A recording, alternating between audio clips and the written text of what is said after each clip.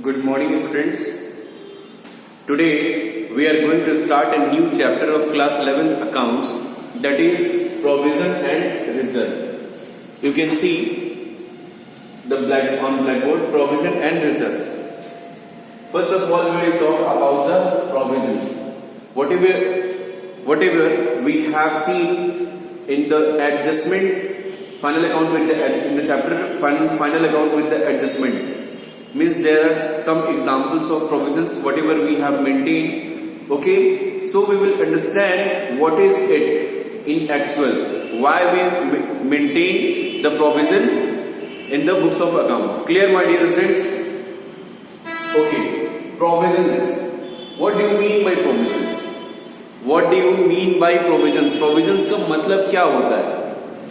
Provisions, you can write the definition, which is maintained for the known liability, which is maintained for the known liabilities, which is the maintained for the known liability.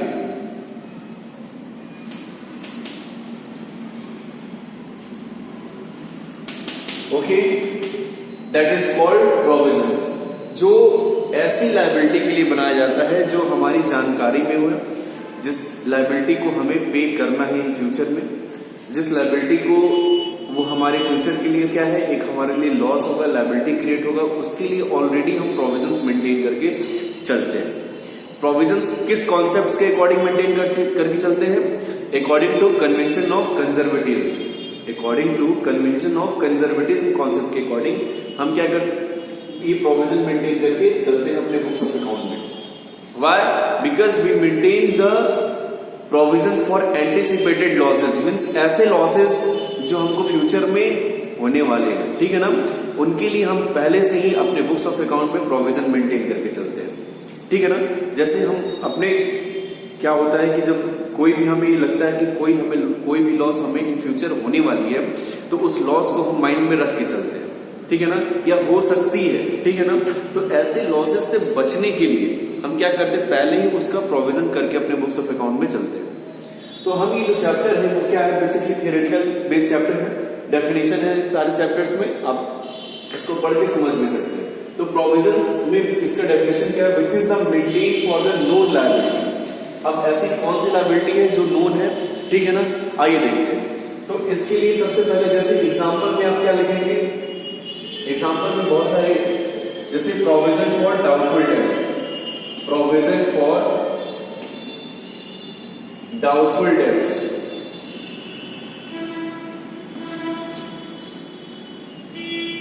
Okay, पहला provision maintain करते हैं, provision for depreciation. Okay, provision for taxation.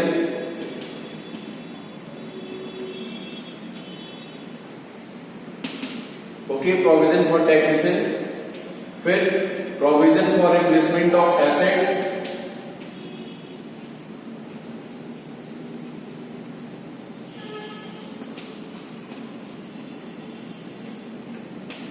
ठीक है ना. ऐसे हम provision अपने books of account में इन सब सारी चीजों की हम मेंटेन करके चलते हैं अपने बुक्स ऑफ अकाउंट, ठीक है ना. तो हमने क्या लिखा डेफिनेशन में, which is maintain for the known liability that is called provision. Means जो नोन लायबिलिटी के लिए मेंटेन किया जाता है उसको हम क्या कहते हैं, प्रोविजंस कहते हैं, ठीक है ना. अच्छा, ये क्यों इंपॉर्टेंट होता है, क्यों इसकी जरूरत क्या होती है कि हम अपने बुक्स ऑफ अकाउंट में इसको मेंटेन करके चले, ठीक है ना. जैसे अब हमें for the knowing true and fair view, true and fair position of the financial statement, if you want to know, means सही अगर हमें प्रॉफिट लॉस की जानना होता है या जानकारी करनी होती है तो हमको वहां प्रोविजन मेंटेन करके चलना पड़ता है. फिर ठीक है ना. To ascertain the financial position of the business concern, ठीक है ना, to provide for known losses in future and for all the equitable distribution of expenses. ये इसकी इंपॉर्टेंस है, ठीक है ना. अगर हमें अपने प्रॉफिट लॉस जानना है तो हमें प्रोविजन मेंटेन करके चलना पड़ता है, हमें मेंटेन करना पड़ता है. हमें अपनी फाइनेंशियल पोजीशन जानना है तो हमें अब क्या करना है, हमें प्रोविजन मेंटेन करने की जरूरत पड़ती है, ठीक है ना। तो इस तरीके से ये प्रोविजन की बेसिकली मीनिंग है, इसको आप थोड़ा सा अपने बुक में देख के और अच्छे से इसको समझ सकते हैं, ठीक है ना। इसके अलावा इसमें और कोई चीज पढ़ने वाली नहीं है, ठीक है ना। अब बात करते हैं सेकंड पॉइंट रिजर्व की।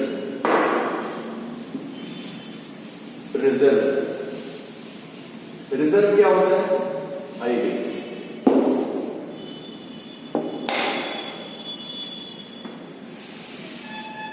ठीक है ना।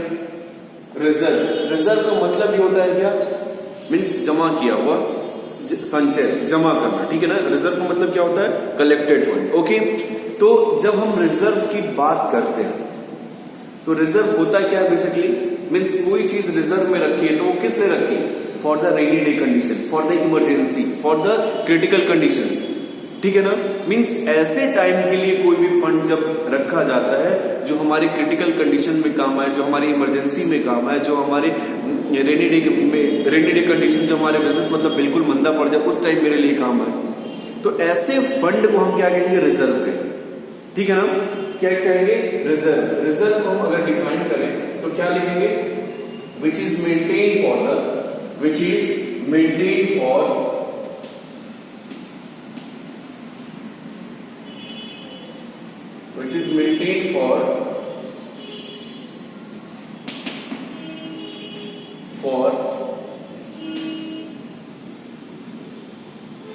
the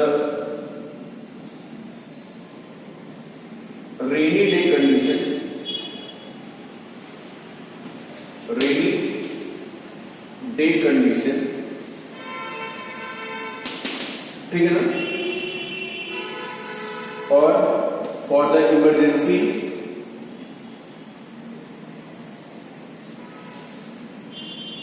ठीक है ना, ठीक है ना। मीन्स ऐसे विषम परिस्थितियों के लिए जब हम कोई फंड कलेक्ट करके रखे रहते हैं तो उसको हम क्या कहते हैं, रिजर्व कहते हैं, क्लियर ना, ठीक है ना। जो हमारे प्रॉब्लम्स के लिए रखे फंड, जो हमारे प्रॉब्लम्स के लिए हम रखे रहते हैं, जो रेनी डे कंडीशंस के लिए रखे रहते हैं, ठीक है ना, इमरजेंसी के लिए जो फंड का यूटिलाइजेशन करते हैं उसको क्या कहते हैं, रिजर्व कहते हैं।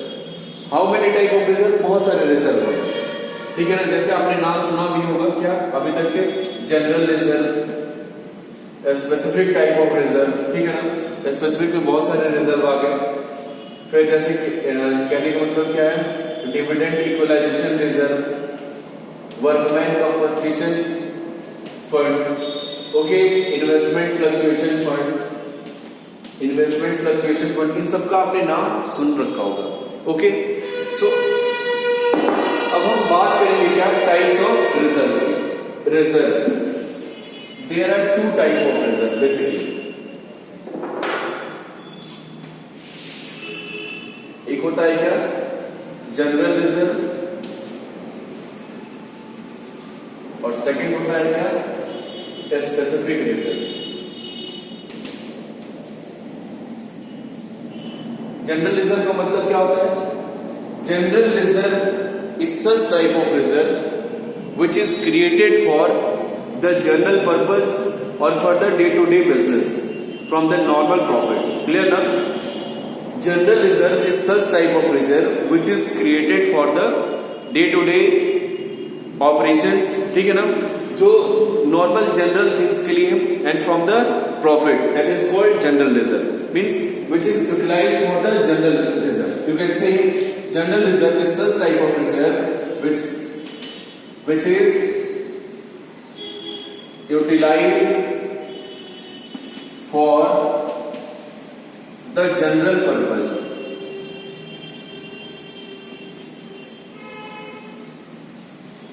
ठीक है, general purpose, that is called general reserve, ये होता है, क्लियर। स्पेसिफिक रिजर्व क्या है, स्पेसिफिक रिजर्व क्या है, specific reserve which is created, specific reserve is such type of reserve which is created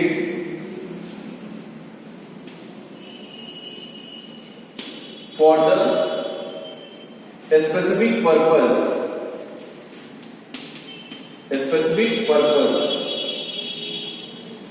ठीक है ना, जिनको क्रिएट करने के पीछे कोई मकसद होता है, जिनके पीछे कोई ऑब्जेक्टिव होता है, जिनके क्रिएट करने के लिए कोई स्पेसिफिक मोटो होता है, उसके लिए हम जो रिजर्व क्रिएट करते हैं वो क्या कहते हैं, स्पेसिफिक रिजर्व कहते हैं। जैसे एग्जांपल में हम जैसे workman compensation fund, investment fluctuation fund, ठीक है ना, फिर डिविडेंड इक्वलाइजेशन रिजर्व,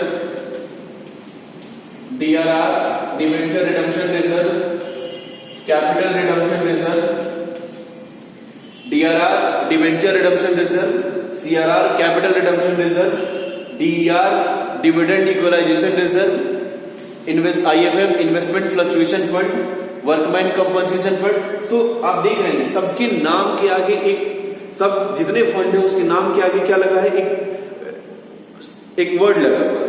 तो वो वर्ड क्या इंडिकेट कर रहा है कि वो उसी मोटो के हिसाब से, वो उस मोटो के लिए वो रिजर्व को हमने बनाया। क्लियर ना?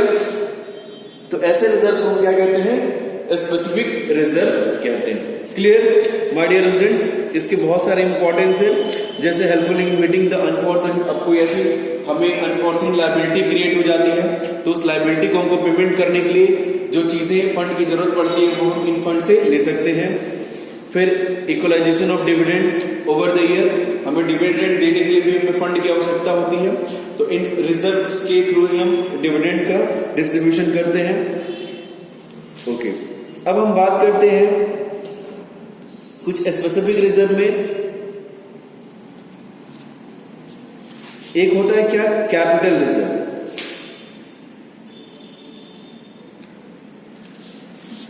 स्पेसिफिक रिजर्व में होता है क्या, कैपिटल रिजर्व। देखते हैं क्या होता है।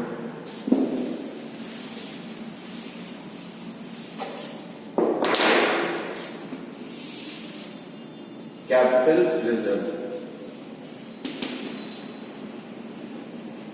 कैपिटल रिजर्व का मतलब क्या होता है, capital reserve is such type of reserve which is created out of capital profit. Capital reserve, इसको डेफिनेशन में देखिए, is a such type of reserve which is created out of capital profit।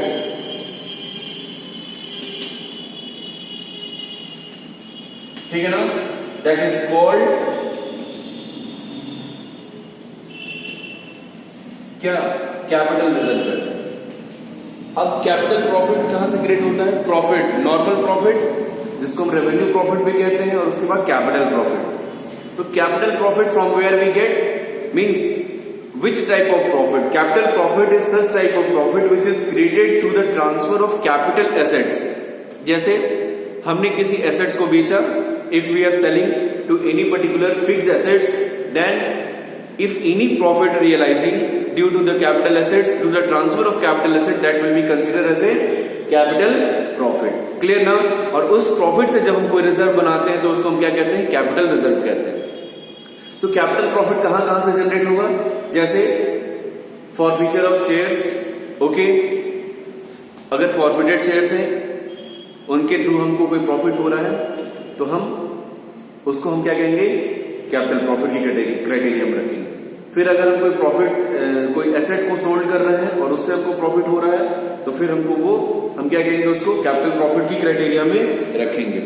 फिर revaluation of fixed assets and liability, if we are doing in the partnership business, अगर revaluation कर रहे हैं, अगर हमको वहां पे प्रॉफिट होता है तो वो भी हमारा कैपिटल प्रॉफिट की क्राइटेरिया में। ओके, फिर किसी हम बिजनेस को, रनिंग बिजनेस को खरीद रहे हैं और उससे रनिंग बिजनेस को परचेज करने में हमें कोई प्रॉफिट होता है तो फिर वो भी हमारे लिए क्या होगा, कैपिटल प्रॉफिट की क्राइटेरिया में आएंगे।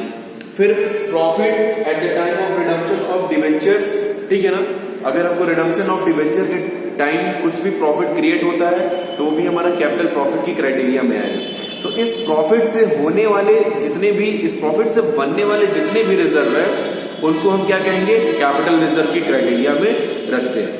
तो इस तरीके से ये चैप्टर में बस यही सब सारी चीजें हैं, ठीक है ना। अच्छा, अब इसके अलावा और कोई ऐसी चीज नहीं है, कुछ डिफरेंसेस हैं जिसको आप देख लेंगे अच्छे से। पहला, प्रोविजन एंड रिजर्व, पहला डिफरेंसेस क्या है, प्रोविजन एंड रिजर्व, ये डिफरेंस है। और दूसरा एक रेवेन्यू रिजर्व और कैपिटल रिजर्व में क्या डिफरेंस है, इसको आप देख के समझ लेंगे, ठीक है ना। इसमें कहीं भी कोई, अगर आप मीनिंग समझ रहे हैं तो कहीं भी कोई इसमें प्रॉब्लम नहीं आने वाली। ओके माय डियर फ्रेंड्स, सो इस तरीके से ये चैप्टर यहीं पे खत्म होता है। आपको कोई भी कहीं अगर परेशानी है इस चैप्टर में तो फिर आप मुझसे कमेंट करके through direct contact you can ask. Okay, so for today thank you very much.